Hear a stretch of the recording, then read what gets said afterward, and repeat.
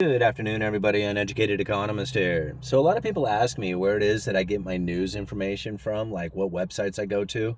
And I really don't follow any particular like website or channel or anything like that. I just kind of peruse the different headlines. I look and see what different headlines are interesting to me.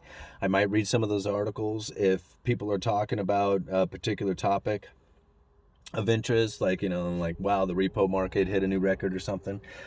I might Google that and look at the different news articles that come up from typing in a particular search, into the search engine. But for the most part, I do not follow any one. Like, I don't go to any one website or news outlet and see what they have to say.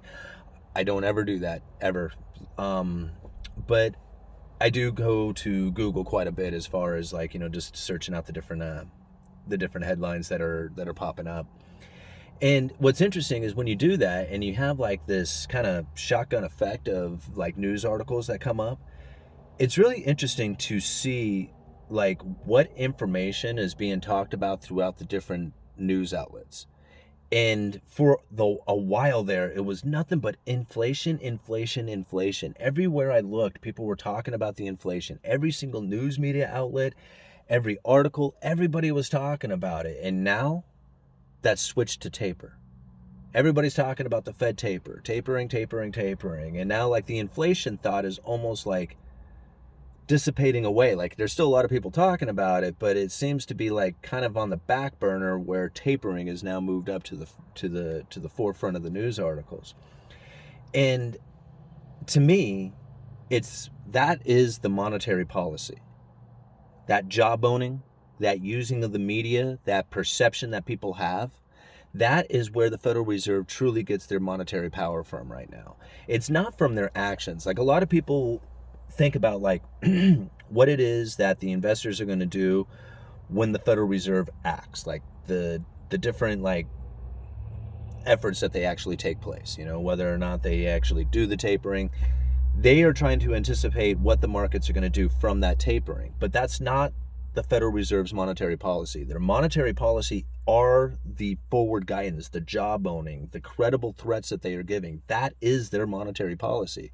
So when they say that they are going to let inflation run extra hot for extra long for an extended period of time, that was the monetary policy. If you have this perception that the Federal Reserve is going to allow inflation to run extra hot for extra long for an extended period of time, then you're going to believe it. It's going to be a self-fulfilling prophecy. And people will start behaving in ways that causes inflation to take place. They will start buying cars for more expensive because they believe that cars are going to become more expensive going into the future. The same thing with houses or stocks or anything else that's out there. This is the self-fulfilling prophecy that comes from telling people, hey, there's going to be a lot of inflation coming. So people will believe it and then they go and act in that way. But the Federal Reserve never did anything. They didn't do anything except for say that was going to take place. Now think about it. They still have not changed anything about the way they conduct in business. They still have the low interest rate policies. They still have the, quantitative easing of purchasing of mortgage-backed securities and the treasuries. None of that stuff has changed. But now they're talking about tapering. And they have the market's perception of this tapering event that's going to be coming into the future. And so now you're starting to find the articles out there saying how to position yourself to be ready for the tapering that's going to come. You see what's happened here? Like the Fed still has done nothing yet. They have done nothing that's changed except for the forward guidance, except for the words that they're using and what they are making the markets believe that they are going to do. And so even now, like when it comes to the tapering, like you have a few of the Fed presidents and governors out there saying, well, we did say that we were going to taper this year towards the end of this year, maybe even in the fall, but, we might even wait until like the beginning of next year or something. You see how they're already moving that goalpost, trying to govern where it is that people's perception is. Like, is inflation coming or isn't it coming? Well, there is coming, but that's okay because the Federal Reserve is going to actually stop the inflation by doing this whole tapering event. So now the inflation will probably begin to back off before the Federal Reserve even does anything, just because the market's perception of inflation is going to be one of moving into tapering, where the Federal Reserve is going to back off on that easy money policy. This is,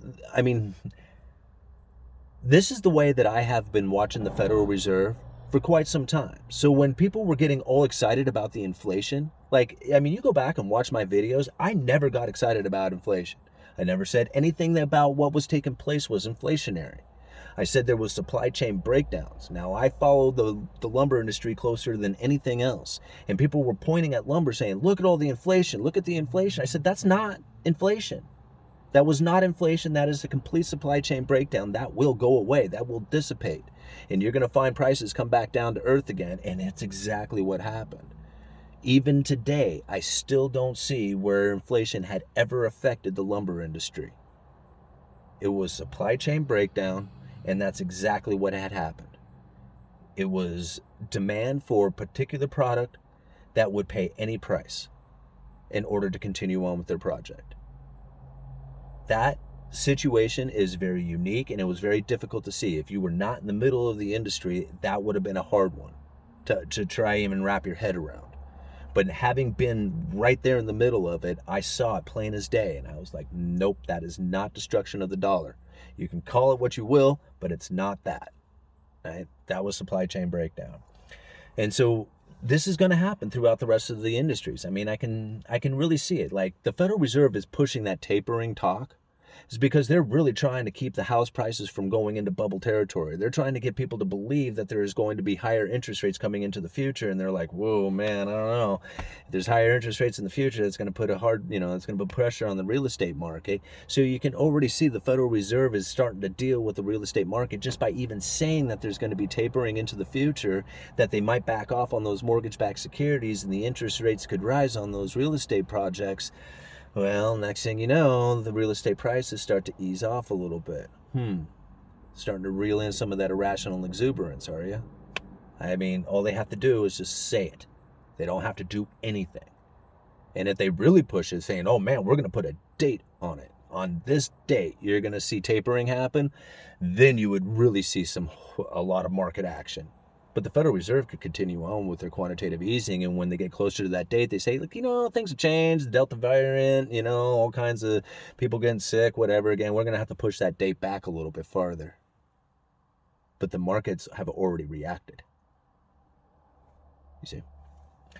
Those are the type of things that I think about when I look into, what the Federal Reserve and their monetary policy is. I mean, I'll leave a link down in the description for a speech that Governor Brainerd gave 6-7 months ago, talking about how it is that they were going to be dealing with this exact moment, knowing that the employment, they knew that they were going to get the inflation up, that wasn't going to be the problem.